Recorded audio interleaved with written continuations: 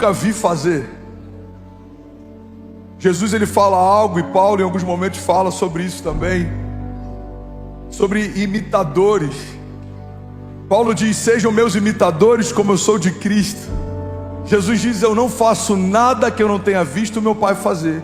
Eu não falo nada que eu não tenha ouvido meu Pai falar. Irmão, guarda isso em nome de Jesus. O primeiro princípio é que eu não posso ser parecido com alguém que eu não conheço. E o segundo princípio que eu quero compartilhar nessa manhã é que eu não posso ser imitador de algo que eu não vi fazer. Faremos coisas grandes no nome de Jesus, mas para isso precisamos ver Jesus fazendo coisas grandes primeiro. Ele diz: vocês farão as mesmas obras que eu, e obras ainda maiores farão. O primeiro passo para fazermos algo ainda maior do que Jesus fez é vermos Jesus fazer. Alguém está comigo? Diga amém. O primeiro passo para nos tornarmos como Jesus é vermos face a face quem Ele é. A verdade é que em toda a história de Jesus a gente vê um princípio claro sendo estabelecido. Antes do ide, existe o vinde. Antes de Jesus declarar ide por todo mundo e pregar o evangelho a toda criatura, Ele diz: vinde a mim todos vós que estáis cansados e sobrecarregados. Irmão, guarda isso. A igreja não vai ser enviada por Deus antes dela ser recebida por Ele. Antes de Deus enviar a igreja para o mundo, Deus enviou o Espírito Santo para a igreja. Jesus ele aparece para os discípulos antes dele voltar para o Pai. Ele diz: olha, vocês pregarão o evangelho, vocês vão curar os enfermos, vocês vão libertar os cativos, vocês vão transtornar o mundo. Eu estou parafraseando aqui. Vocês vão mudar a história, vocês vão gerar milagres, vocês vão ser canal de vida. Vocês vão pregar em Jerusalém, Judéia, Samaria, até nos confins da terra. Mas ele fala o seguinte: mas permaneçam até que venha sobre vós o revestimento de poder. Irmão, olha para mim. Jesus está ensinando algo que é poderoso, e aí a gente não pode negligenciar. Ele está dizendo: vocês vão falar no meu nome, mas antes recebam uma porção de quem eu sou. Vocês vão profetizar no meu nome, mas antes recebam uma nova porção de quem o meu Pai é. Quando Jesus está dizendo: vocês vão fazer isso, isso e isso, mas permaneçam até que venha sobre vós, Jesus está dizendo: não ouse falar em meu nome sem carregar quem eu sou. Não ouse tentar fazer as obras que eu fiz sem ser revestido do Espírito que eu fui. O que Jesus está ensinando para a igreja, irmão, é zelo. É o zelo de um pai que está dizendo: você não vai conseguir destruir as obras do inferno se você não for antes cheio das realidades dos céus. Você vai se machucar, você vai se frustrar, você vai se ferir, você vai se perder. Igreja, olha para mim. Tem muita gente que se feriu no meio do caminho porque quis se envolver com coisas espirituais sem ter se tornado um homem espiritual.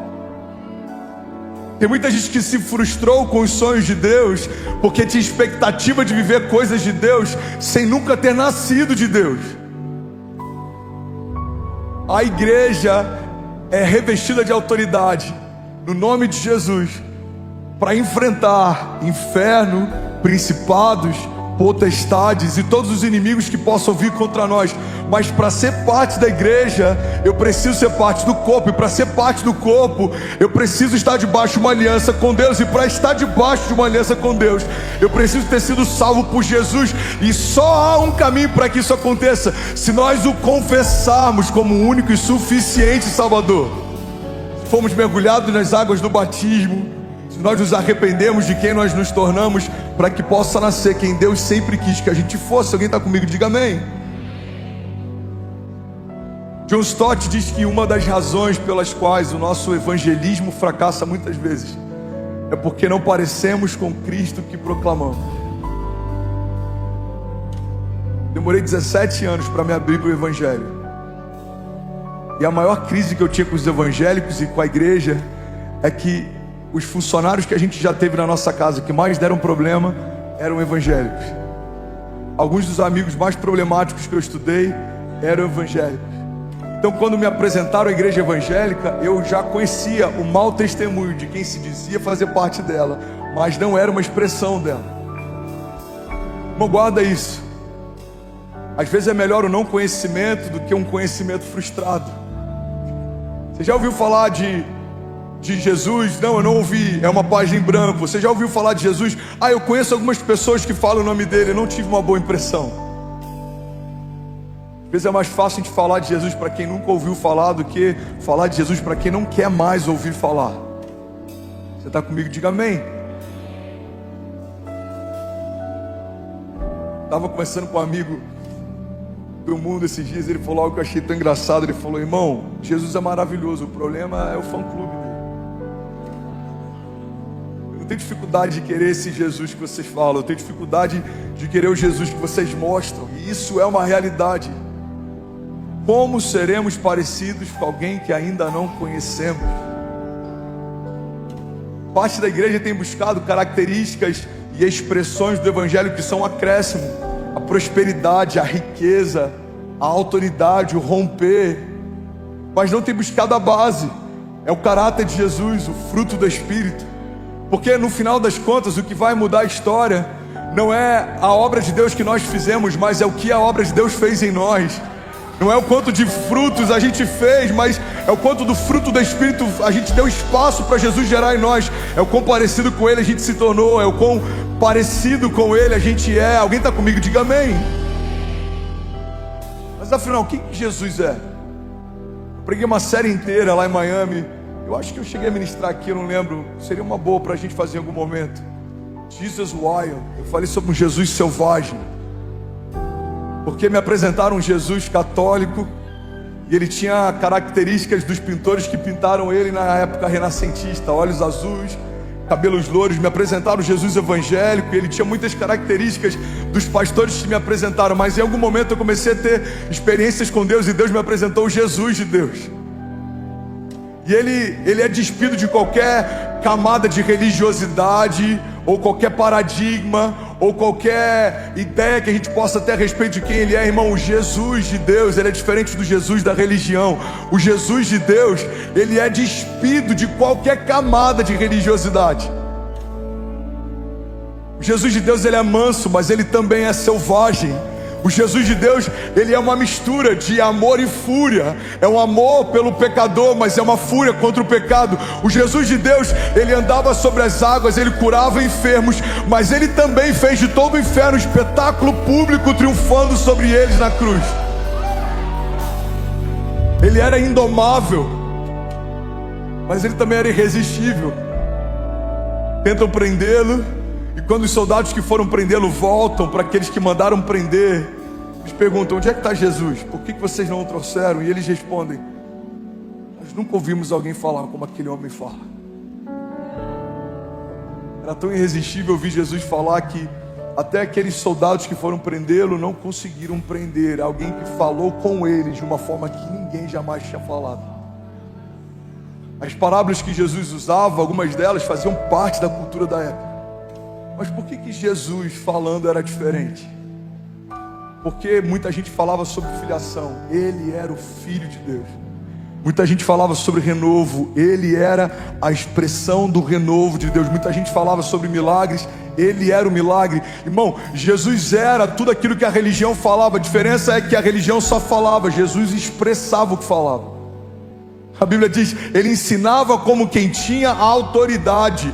E a história de Jesus é uma expressão clara de que não é sobre falarmos de Deus, é sobre nos tornarmos uma expressão de Deus. Os religiosos falavam em nome de Deus, redimiam pecados em nome de Deus, recebiam pagamento para liberação de pecados, cobrança de indulgências e tantas coisas que a religião já estabeleceu.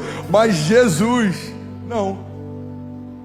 Ele se abaixa no meio de uma tarde turbulenta, onde pessoas querem apedrejar uma mulher que foi pega em meio ao adultério, e ele escreve algo que ninguém sabe o que foi na areia, e ele estabelece um marco na história. Ele diz: se alguém não tem pecado, atire a primeira pedra. Pouco a pouco os acusadores foram saindo, até que ele vira para aquela mulher e fala: onde estão os teus acusadores? Todos foram embora. Então agora vá e não peques mais. A religião exigia que o homem fizesse algo para merecer Deus. Jesus fez algo para que, mesmo sem merecer, recebêssemos Deus. Ele é a justiça de Deus. Ele é a melhor ideia de Deus. Ele era o único filho de Deus, se tornou o primeiro de muitos filhos. Quem Jesus é? Jesus é bom. É tão bom ao ponto de quando disseram que ele era bom, ele disse: não, bom é o Pai. Jesus era humilde, apesar de ser o autor e consumador da nossa fé, apesar de ser o Messias, o maravilhoso conselheiro, o Deus forte, o Pai da eternidade, o príncipe da paz. Ele era tão parecido com seus discípulos que Judas precisou sinalizar quem ele era entre os discípulos, porque os soldados não sabiam distinguir quem era o Senhor e quem eram os discípulos. Ele era manso, mas ao mesmo tempo ele era firme. Pedro afunda e a Bíblia diz que imediatamente ele estende as mãos, mas logo depois ele exorta: homem de pequena fé. O fato dele ter compaixão com os nossos erros não fazia com que ele fosse omisso com a nossa correção. A religião normalmente exorta e depois abraça. Jesus abraçava e depois exortava. Você está comigo? Alguém recebeu algo de Deus? Se for para Jesus, você pode celebrar. Aleluia! Aleluia! Conceito de humildade, a gente tem ouvido muito sobre isso, inclusive, e ele é bíblico, ele é real. É que humildade não é pensarmos menos a respeito de nós. Humildade é pensarmos menos em nós. Jesus não pensava ser menos do que era, ele sabia quem era, mas ele não usurpava pessoas a partir do que era. Ele teve a humildade de colocar uma toalha na cintura, lavar os pés dos discípulos. Ele teve a humildade de ensiná-los mesmo errando várias vezes, mas ele era duro também. Chega um momento que ele entra no templo e ele vê pessoas fazendo comércio na casa do seu pai. E algumas pessoas falam: pastor, não é a mesma coisa que a gente faz hoje, tendo uma lojinha na igreja. Não, Jesus não ficou escandalizado com uma store na igreja. Jesus ficou escandalizado porque pessoas que vinham de longe precisavam trocar dinheiro para poder comprar animais que ofereceriam como sacrifício. Viram nisso numa oportunidade e agora começaram a estabelecer casas de câmbio. Pessoas começaram a fazer comércio dentro daquilo que as pessoas viam em busca como uma jornada de fé. Isso é uma oportunidade. Então começou a se tornar um business. Quando Jesus olha para aquilo, ele se revolta a ponto de virar a mesa. E ele pega um chicote, ele vai para cima daqueles que estavam corrompendo a pureza do templo. Irmão, olha para mim. Não há no Evangelho nenhum relato de nenhum dia que Jesus entrou num prostíbulo, por exemplo, revoltado com as prostitutas. Não há um relato de nenhum dia que Jesus entrou num bar revoltado com os beberrões. E a minha pergunta para você é: por que Jesus não se revoltou com eles, mas se revoltou com os sacerdotes e os homens do templo? E a resposta é: porque daqueles que vivem na carne se espera obras da carne, mas daqueles que falam em nome de Deus se espera uma expressão de Deus. A regra é mais alta, a expectativa é diferente. O que esperar de alguém que não nasceu de novo? As obras da carne. Esperar de alguém que fala em nome de Deus? A expressão de quem Deus é. Como Ananias e Safira, fulminados porque retiveram algo que deveriam entregar, mas outros entregaram menos naquela fila, outros ofertaram menos naquele dia. Por que só eles foram fulminados? Não é pela quantidade do que deram, mas é pelo princípio que quebraram. Tentaram reter para si algo que haviam consagrado ao Senhor. A régua na graça, ela é mais alta. Na lei, se alguém pegasse uma mulher que não era sua em adultério, ele pecava. Na graça, se você pensar nisso, você já caiu. A graça é o nível mais alto de santidade, mas também é o nível mais alto de aliança. A graça é o nível mais alto de expectativa de Deus em relação ao nosso posicionamento, mas também é o nível mais alto daquilo que Deus nos dá como acesso. Na antiga aliança, os sacerdotes se consagravam para que um homem entrasse pontualmente na presença de Deus. Na nova aliança, a presença de Deus habita dentro de homens comuns como eu e você. Na antiga aliança, os sacerdotes não podiam tocar no que era morto, porque isso tornava eles impuros. Na nova aliança, nós tocamos em tudo que é morto, e aquilo que é morto se torna aquilo que nós somos, volta a viver. Na antiga aliança, o Espírito Santo vinha pontualmente sobre sacerdotes e reis, em momentos únicos na história. Na nova aliança, o Espírito repousou sobre a igreja. Irmão, a nova aliança é um nível mais alto, é um nível mais puro, e é por isso que nós precisamos saber quem Jesus é, porque se não soubermos quem Jesus é, isso faz com que entre em choque o fato de sermos igreja. Como seremos cristãos se não conhecemos o Cristo, que é a base fundamental da igreja que fazemos parte? O que significa cristãos? Pequenos Cristos. Somos o Jesus que ficou por aqui. Jesus, ele voltou aos céus e ele disse: se eu não for, o Espírito não será repartido sobre vós. Jesus está dizendo o seguinte: no momento em que eu for para o Pai e vocês forem uma expressão de quem eu sou, durante toda a história, quando alguém precisar de cura, não vai precisar viajar para um lugar onde eu estou. Ele só precisa receber um toque de alguém que carrega quem eu sou. O que Jesus fez foi uma multiplicação de quem Ele é.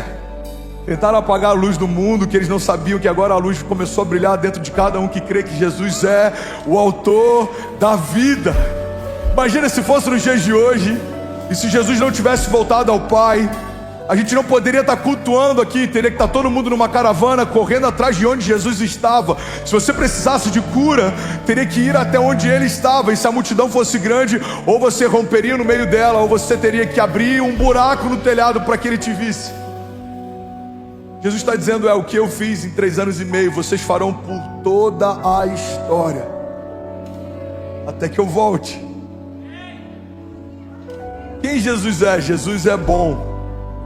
A falta do nosso caráter não afeta o caráter dele. A nossa inconstância não gera inconstância nele. A nossa variação de humor não muda o humor dele. A nossa justiça própria não muda a justiça dele. Ele é bom, ele é perfeito. Nada falta nele. Ele é a expressão exata da perfeição. Ele é o que é. Milagres não são apenas o que Jesus faz. Milagres são parte de quem Ele é, são a identidade dele. Ele é o Cristo, aquele que foi crucificado.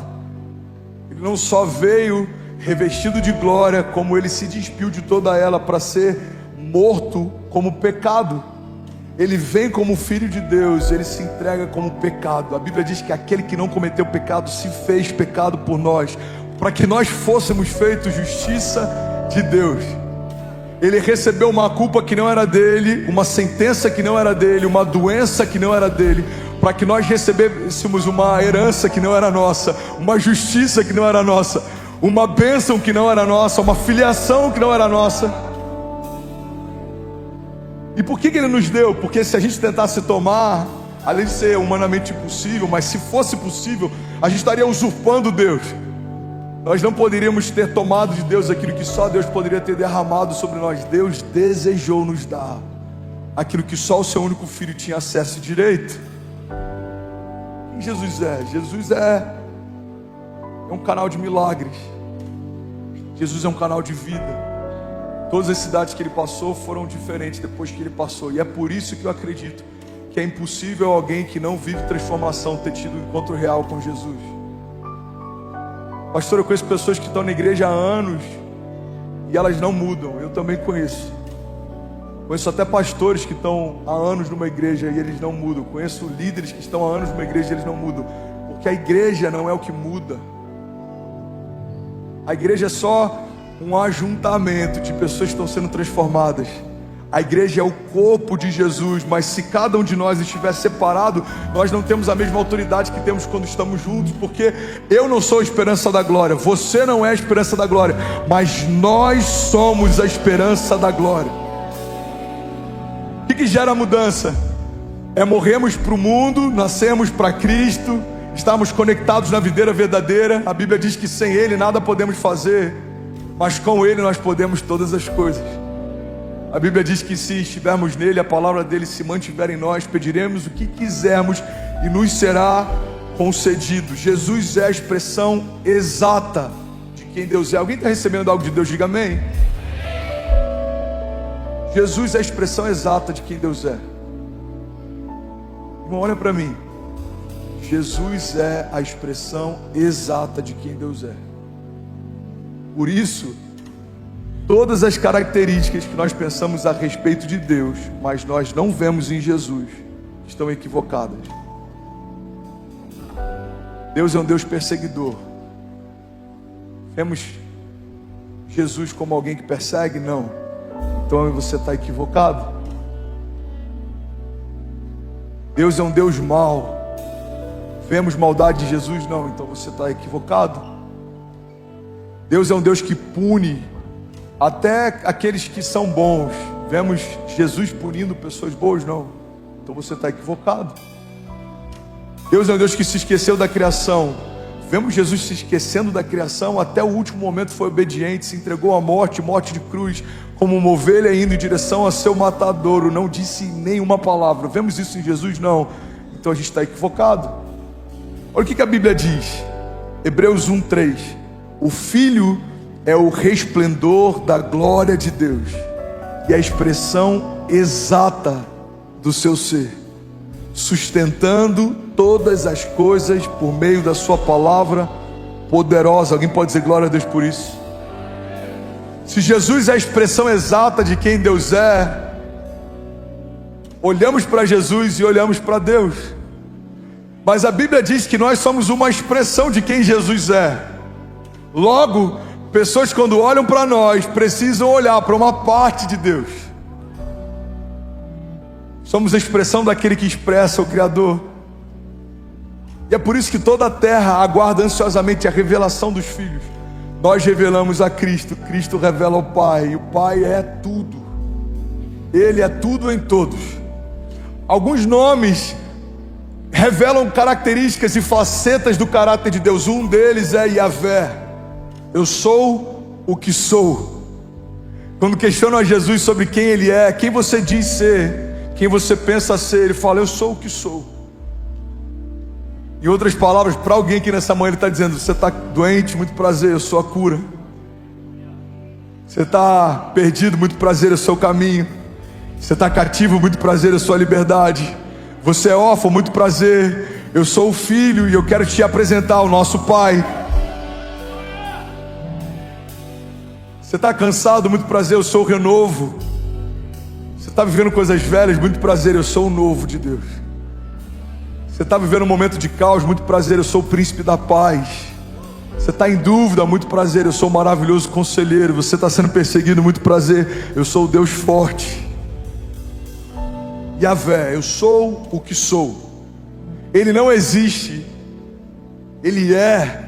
Eu sou o que sou, fala a respeito da característica de um Deus que não foi inserido na história. Inseriram ideologias na história, inseriram filósofos na história. Alguém gerou os filósofos que geraram filosofias, mas ninguém gerou Deus. Ele é.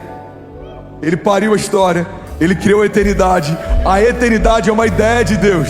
A sua vida é uma ideia de Deus. A terra e toda a criação são uma ideia de Deus.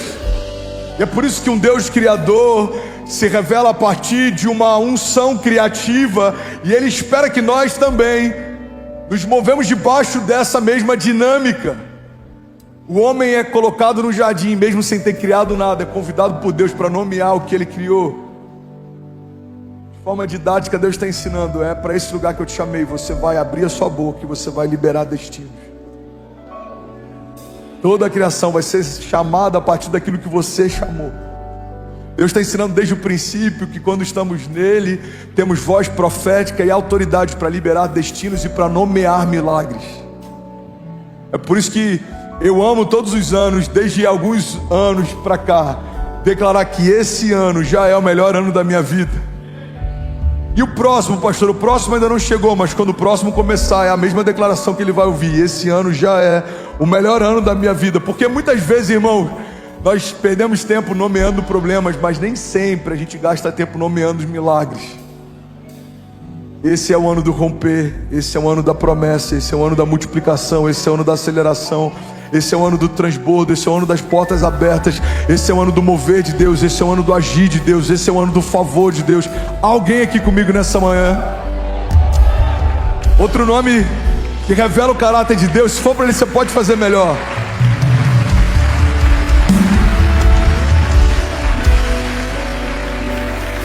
Aleluia. É que ele é chamado de Rafá, o Deus que cura. Rafá, o Deus que cura. Irmão, olha para mim, existe uma teologia caída dentro da igreja que acredita que Deus coloca doenças em nós para tratar o nosso caráter. Quando a gente não conhece quem Deus é e como Deus faz, a gente pode atribuir para Ele obras que não são dele. É por isso que quando Jesus ele repreende a tempestade, ele está dando um sinal claro de que aquela tempestade não foi enviada pelo Pai, porque o Filho jamais repreenderia algo que o próprio Pai fez. Quando conhecemos o caráter de Deus, sabemos o que vem de Deus e o que não vem. Logo, sabemos o que repreender e o que abraçar. Alguém comigo aqui, diga amém. Conselho prático, existe uma palavra rema fluindo aqui nessa manhã: não se distraia. Se você está com sono, irmão, se posiciona melhor. Se você está distraído, fala para a tua mente: hoje não. Mas existe uma palavra revelada sendo liberada aqui. Alguém vai pegar algo novo aqui. Você está comigo? Diga amém. Tem o segundo culto ainda, Vaz. Quando não conhecemos o caráter de Deus, muitas vezes abraçamos obras do inferno como se fossem um tratamento de Deus. Não, esse tumor foi Deus que colocou para tratar minha humildade. Eu estou tão humilde depois do câncer. Não. Esse Deus que te apresentaram não é o Deus real. Porque eu não vi na Bíblia algum momento que Jesus tenha colocado uma doença em alguém para depois tirar. Isso é tão louco como imaginar que o corpo de bombeiros agora começa a colocar fogo em algumas casas para depois vir apagá-lo e falar: olha, a gente salvou você no seu momento mais difícil, mas isso foi para tratar o seu caráter. Não é assim que Deus faz. Deus não é aquele que coloca doenças, Deus é aquele que remove elas. Deus não é aquele que... Você crê nisso de verdade? Em toda a história bíblica, pessoas doentes foram curadas por Jesus, mas em toda a história bíblica não vemos um relato de alguém sarado que foi feito doente por Jesus. Jesus então, colocando a mão nele, recebeu a lepra. Não, isso não acontece. Vemos na antiga aliança homens se tornando leprosos por causa de um juízo de Deus, mas na nova aliança vemos lepra saindo por causa da graça de Deus. A nova aliança revela um Deus que sara, que cura. Outra característica sobre Deus, e outro nome pelo qual a gente pode chamá-lo, é Elohim, Deus Supremo. Diferente do Supremo Tribunal Federal de algumas nações, em que homens são a última instância da justiça dos homens, Deus é o Deus Supremo e Ele é a última instância sobre qualquer coisa. A Bíblia diz que em Jesus foi depositado a plenitude e a autoridade sobre todas as coisas, inclusive na ressurreição dos mortos, para que em tudo tenha a primogenitura e a primeira parte. Ou seja, Ele é o cabeça de todas as coisas, Ele é o princípio de todas elas, Ele é o homem mais importante, Ele carrega o nome mais importante, não só sobre todos os principados e potestades, sobre todo tipo de ou qualquer tipo de autoridade, mas sobre a era presente e a era futura. A Bíblia diz que o nome de Jesus é nome sobre todo nome. Não há um nome mais poderoso, não há alguém que carregue mais poder e autoridade. E é por isso que Ele é supremo. Não há um lugar mais alto do que o lugar onde Ele habita. Não há um nome mais forte do que o nome que Ele carrega. Não há nada mais poderoso do que quem Ele é. Alguém está comigo? Diga amém. Ele é o Deus supremo. Ele é o El Shaddai. Significa Deus Todo-Poderoso. Isaías 9,6, quando falava a respeito do anúncio do Messias, a gente leu sobre isso, a gente meditou sobre isso semana passada. Porque um filho nos nasceu, um menino nos foi dado, e ele será chamado Maravilhoso Conselheiro, Deus Forte, Pai da Eternidade, Príncipe da Paz. Em algumas versões, na King James atualizada, ao invés de Deus Forte, ele é chamado também de Deus Todo-Poderoso, El Shaddai. Declare com autoridade, diga: Ele é o Deus Todo-Poderoso. O que é o Deus Todo-Poderoso? Dependendo da forma que a gente analisa, isso é ainda mais forte do que Deus forte, porque um Deus forte é um Deus que tem força, mas o Deus Todo-Poderoso é o Deus que pode todas as coisas. Todo poder habita nele, todo poder emana dele. Ele pode todas as coisas. E a Bíblia diz que se crermos, todas as coisas também estarão disponíveis, porque tudo é possível ao que crê. Sangue de Jesus tem poder. Meus lindos, grava o backup do áudio de alguma forma, nem que seja de celular. Existe algo poderoso sendo liberado aqui hoje. Ninguém vai frustrar isso. Ninguém vai frustrar isso. Que sejam envergonhados os inimigos de Deus, que caiam por terra, que todo levante cesse, que toda resistência pare em nome de Jesus. Se você crê nisso, diga amém. Nem que eu tenha que pregar a plenos pulmões, a gente vai ouvir o que Deus quer falar hoje, amém? Ele pode todas as coisas, e nós podemos também todas as coisas nele. O que significa poder todas as coisas, segundo a perspectiva de Paulo, quando ele diz que podemos todas as coisas naquele que nos fortalece?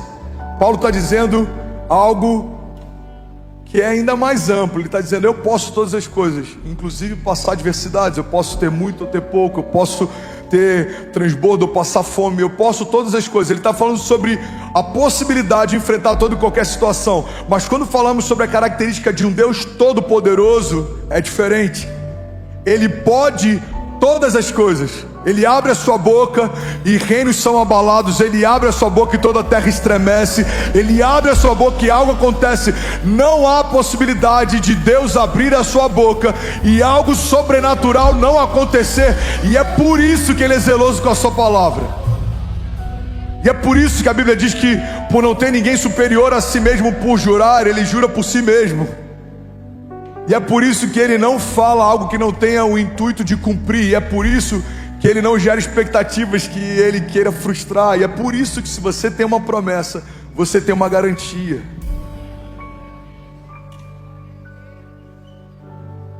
Existe um meme de produtos chineses que, se der defeito, você já sabe: não tem garantia. Mas quando nós fomos feitos, ao invés de made in China, ou made in Brasil, ou seja o que for, você tem uma tatuagem, e eu coloco entre aspas, para que nenhum teólogo chato venha me criticar depois. Existe uma impressão, made in heaven. Você foi feito no céu, você foi feito por Deus, você foi feito à imagem e semelhança do seu Criador. E as promessas que você carrega foram feitas por Ele, não foram feitas pelos seus pais. Os pais podem liberar palavras proféticas, mas Deus liberou promessas. O que significa promessa? Um dos significados de promessa é garantia. Se você carrega uma promessa de Deus, o próprio Deus garante que ela pode se cumprir. Pastor, pode, não é condicional? Sim. Grande parte das promessas pessoais que a gente tem são condicionais também. Elas não vão se cumprir se a gente não se posicionar no lugar que Deus pediu para a gente estar. Mas é impossível você se posicionar e Ele não cumprir o que Ele disse que faria. Deus pode prometer que você vai se tornar um avivalista, mas se você não tiver uma vida de santidade e não tiver conhecimento da palavra, não dá para avivar alguém se você não se permitiu ser avivado. Deus pode ter uma promessa que você vai ser um homem próspero, mas se você retém a semente que recebe, Deus não vai quebrar um princípio só para poder abençoar você. Qual que é o princípio, pastor? Ele é aquele que dá a semente ao que semeia. Deus pode ter promessas para a tua casa, mas se ela não for fundamentada e edificada na rocha, em vão trabalham aqueles que edificam ela. As promessas são uma garantia, mas elas também têm algumas condicionais.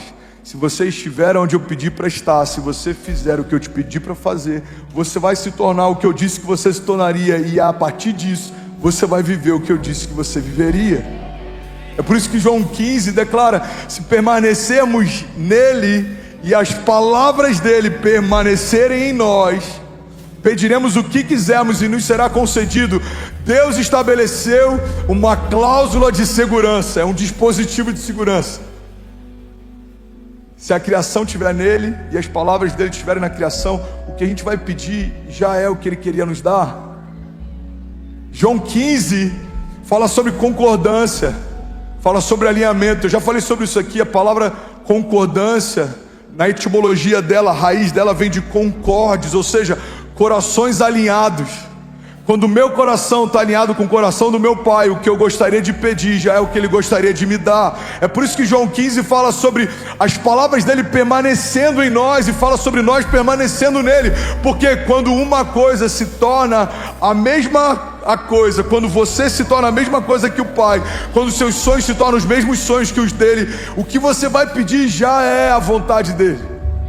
A gente perde tempo pedindo coisas que Deus não vai nos dar, porque vão nos afastar do lugar de destino, não vão nos levar para um lugar de propósito.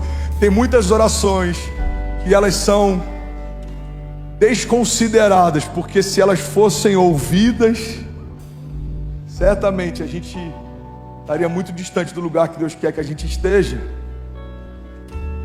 Tem muitos pedidos nossos que são desconsiderados por Deus, e é por isso, quanto mais próximo o nosso coração estiver do dele, mais assertivo é a nossa jornada. A oração do Pai Nosso estabelece esse princípio: seja feita a sua vontade na terra, como já é feita no céu. Ele é o Deus Todo-Poderoso, Ele é o Deus que cura, Ele é o Deus Supremo, e Ele também é o Jeová Jireh, Ele é o Deus que provê. Toda fonte de provisão do povo de Deus emana de Deus. Toda provisão de quem não é de Deus vem de qualquer outra fonte, menos Deus. Pode ser mamon, pode ser do seu esforço, pode ser da sua estratégia, mas o povo de Deus é provido por Deus. E todas as vezes que a gente busca uma provisão que não vem de Deus, a gente fica ansioso. Se eu não me engano, Billy Graham diz que o motivo da nossa ansiedade é porque colocamos a nossa expectativa em qualquer coisa menor do que Deus. Eu estou ansioso com uma porta de emprego, a minha expectativa está o quê? Num currículo ser aprovado ou não. Eu estou ansioso com o novo governo, a minha expectativa está na gestão de alguém. Eu estou ansioso com os meus líderes para que eles possam me ver. Eu estou preocupado com um chamado de um homem ao invés de um chamado de Deus. Todas as vezes que nós colocamos a nossa expectativa em algo natural, nós estamos suscetíveis à ansiedade. Mas quando a gente estabelece Deus como nosso único provedor, Ele se torna a única fonte de provisão. Então os meus olhos não estão mais na economia, na geografia, nas circunstâncias, nas promessas. Os meus olhos estão na fonte. Ele é a provisão, Ele é a garantia.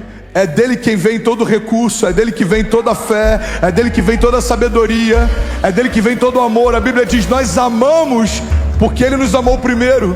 Ele é o autor e consumador da nossa fé. A Bíblia diz que aquele que pede sabedoria de Deus recebe livremente.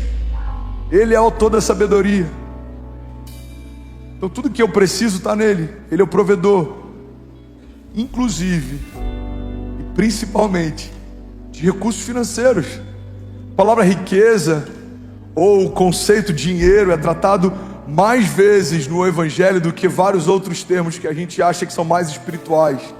Tem muita gente que, por não ter uma visão alinhada a respeito de riquezas do tipo de Deus ou prosperidade bíblica, ama Jesus, mas se perde na jornada porque tem essa área desalinhada. Tem muita gente que não vive a prosperidade do tipo de Deus porque fecha o seu coração para princípios de Deus, como principalmente ligados a ofertas e dízimos. Generosidade é uma expressão de quem Deus é. Generosidade é parte do caráter que Deus tem. Ele é o Deus provedor. Você pode declarar isso. E essa declaração é tão forte, principalmente nos dias de hoje, principalmente no lugar que a gente está. Declare com autoridade. Diga: toda a provisão que eu preciso está disponível em Deus. Diga: Ele é a minha provisão, Ele é a minha segurança, Ele é a minha única fonte. Alguns confiam em carros, outros confiam em cavalos. Diga: alguns confiam em governos, outros confiam na economia, mas nós confiamos no Deus da nossa salvação. Nada vai faltar sobre a minha casa, sobre os meus filhos e sobre os filhos dos meus filhos. Você pode celebrar Jesus no seu lugar. Aleluia. Aleluia. Eu preciso correr. Eu só tenho 5 minutos. Se alguém consegue ouvir mais 5 minutos dessa mensagem. Ele é chamado também de Adonai, meu Senhor. E aqui está um ponto sensível na igreja dos dias de hoje. Pastor, não era assim no passado? Eu não sei, eu não vivi no passado. Eu posso falar da igreja que eu lidero hoje. O nosso desafio é que muita gente tem encontrado Jesus como Salvador, mas nem todo mundo tem confiado em Jesus como seu Senhor. Mas não dá para viver o poder da jornada de uma vida com Jesus se não entregarmos para Ele o governo também da nossa história. Não podemos atribuir a Deus a consequência de alguns erros se a gente não entregou para Ele antes o controle. Tem muita gente que entendeu que Jesus é Salvador, mas nem todo mundo está vivendo a graça e a leveza que é enxergá-lo também como Senhor. O que significa, pastor, Ele ser o Senhor da minha história? Se Ele falar não faça, não faz. Se Ele falar não entra, não entre. Se Ele falar corra, corre. Se Ele falar pare, para. Não é tão difícil. Difícil é, de fato, a gente saber quando é Ele quem fala. Por que eu sei quando é a voz da Kezinha, independente do lugar que eu estiver? Se ela gritar em qualquer lugar aqui, eu vou falar: é a Kezinha que está me chamando. Porque há quase 20 anos a gente está junto. Então a voz dela, que era genérica no início, vai se tornando específica depois de algum momento. E eu consigo discernir, mesmo no meio de uma multidão, se for um volume audível, claro, quando é a Kezinha falando. Por quê? Porque eu já ouço ela falar há muito tempo. A dinâmica que Deus estabeleceu no jardim era justamente essa. Todos os dias, na viração do dia, quando os passos de Deus eram ouvidos no jardim, o homem corria para ter tempo com Ele. O que Deus queria ensinar é: eu vou falar com você todos os dias, para que você nunca tenha dúvida quando é a minha voz e quando não é. Quando a gente conhece a voz de Deus, irmão, fica mais fácil da gente obedecer. Porque como eu posso obedecer se eu não sei o que Ele espera de mim? Quando Ele se torna o nosso Senhor, Ele assume total governo sobre a nossa história. A Bíblia diz que Jesus, nos seus momentos finais, Ele fala: Pai, se possível for, afasta de mim esse cálice. Primeira coisa, Jesus, Ele é submisso. Não só porque Ele obedeceu no final, mas porque Ele pediu e perguntou. Se Jesus fosse rebelde, Ele não teria nem pedido, Ele teria fugido, sumido, abortado o projeto da redenção. Mas Ele chega ao ponto de pedir. É como alguém falando no meio de uma multidão, levantando a mão e falando: com licença, eu posso fazer um pedido? Se for possível, afasta de mim esse cálice. Mas logo depois Ele fala: mas todavia, seja feita a sua vontade, não a minha.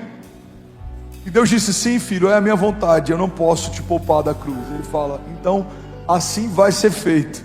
E naquele dia, quando Ele abre os braços, em alta voz Ele declara: está consumado. O que significa estar consumado?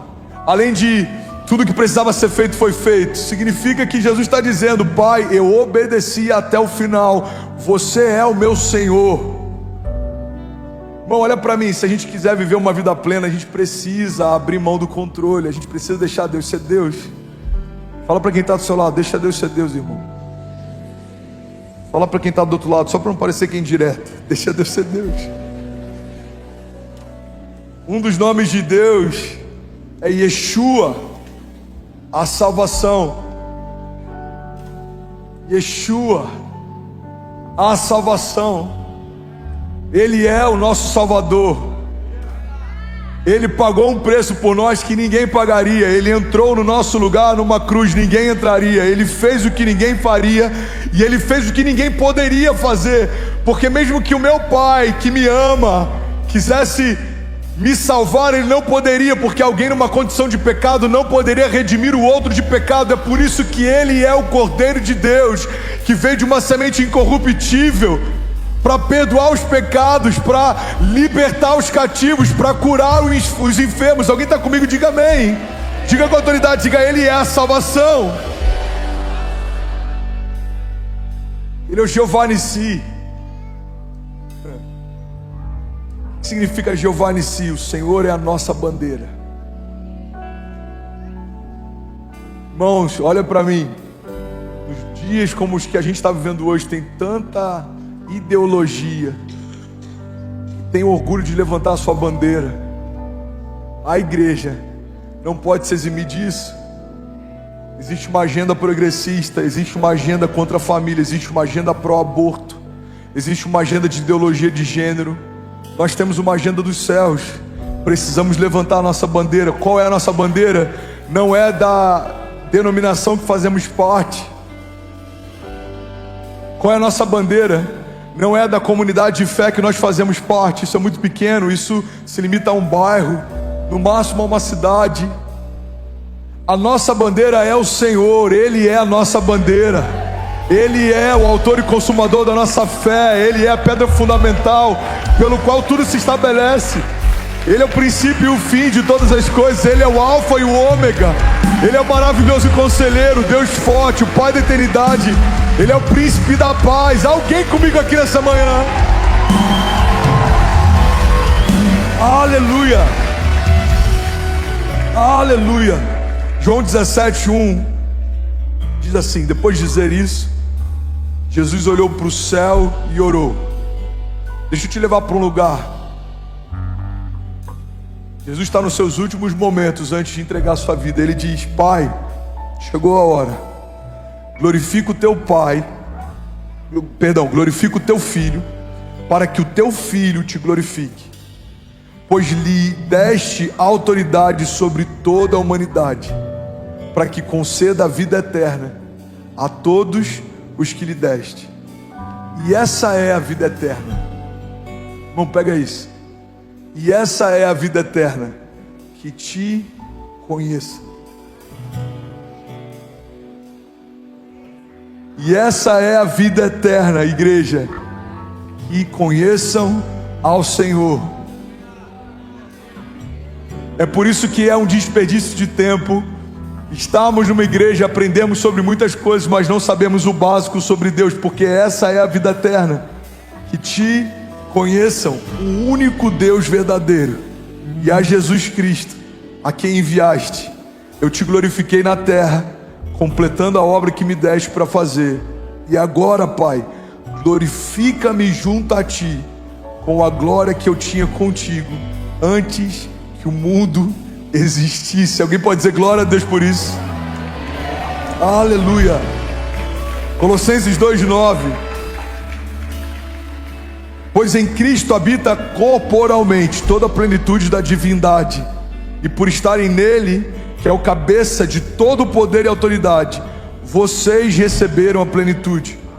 Nele também vocês foram circuncidados, não como uma circuncisão feita por mãos humanas, mas como uma circuncisão feita por Cristo, que é o despojar da carne. Só abrindo parênteses, o que é o despojar da carne? Despojar significa a remoção de autoridade. Que a Bíblia está dizendo que na antiga aliança homens precisavam ser circuncisos para que expressasse uma aliança. Na nova aliança, essa circuncisão foi feita não na carne, mas foi o despojar de toda autoridade. A carne não tem mais autoridade sobre aqueles que Cristo comprou com sangue. A carne não tem mais autoridade ou legalidade ou governo sobre aqueles que nasceram de novo. Alguém está comigo? Diga amém. Isso aconteceu quando vocês foram sepultados com Ele no batismo, e com Ele foram ressuscitados mediante a fé no poder de Deus que o ressuscitou dentre os mortos. Quando vocês estavam mortos em pecados e na incircuncisão da sua carne, Deus os vivificou juntamente com Cristo. Ele perdoou todas as nossas transgressões e cancelou a escrita de dívida, que consistia em ordenanças e que nos era contrária. Ele as removeu, pregando-a na cruz, e tendo despojado os poderes e autoridades, fez de todos eles um espetáculo público, triunfando sobre eles na cruz. Alguém pode dizer glória a Deus por isso? 2 Coríntios, eu finalizo aqui. Pode ficar de pé no seu lugar. 2 Coríntios 5,17 diz: portanto, se alguém está em Cristo, filhão, vamos ministrar o último louvor que a gente fez antes de começar a palavra, pode ser? 2 Coríntios 5,17 diz: portanto, se alguém está em Cristo, é uma nova criação. As coisas antigas já passaram, e eis que coisas novas surgiram. Em outras versões a Bíblia diz que as coisas velhas ficaram para trás, e em Cristo tudo se fez novo. Feche teus olhos em nome de Jesus, eu quero orar com você. Curva tua cabeça. O instrumental pode liderar a igreja enquanto isso. Feche teus olhos. Esquece tudo que é natural. Esquece o lugar que você está. Esquece quem está do seu lado. Você não está mais numa igreja. Você não está no auditório. Você não está nem em Alphaville. Você não está mais em São Paulo. A Bíblia diz que quando 2 ou mais se reunirem no nome dele, lá ele estará. Irmão, esse lugar agora é um pedaço do céu. E Jesus quer se revelar para nós. A gente não está aqui para ouvir uma palavra motivacional. A gente não está aqui para qualquer coisa que não seja temos um encontro com Jesus. Jesus quer se revelar para você. Jesus quer se apresentar para você. Jesus quer apresentar para você o seu destino profético, as promessas. Jesus está dizendo para algumas pessoas nessa manhã: filho, é isso que eu tenho para você. São esses pensamentos que eu tenho para você. Pensamentos de paz e não de mal, pensamentos de vida e não de morte. O Senhor diz: eu bem sei os pensamentos que eu tenho a vosso respeito, diz o Senhor. Pensamentos de paz e não de mal, para te dar o fim que você deseja. Eu te abençoo em nome de Jesus, irmão, para que você caminhe em fé, para que você cresça em Deus. Eu te abençoo em nome de Jesus. Eu declaro as escamas dos nossos olhos sendo removidas nessa manhã, as mordaças das nossas bocas sendo retiradas nessa manhã, as correntes dos nossos pés sendo destruídas nessa manhã. Liberdade sobre você, sobre a sua mente, sobre a tua jornada, sobre a tua casa. Foi para a liberdade que Cristo nos libertou. Você é livre em nome de Jesus. Você é sarado em nome de Jesus. Você é abençoado em nome de Jesus.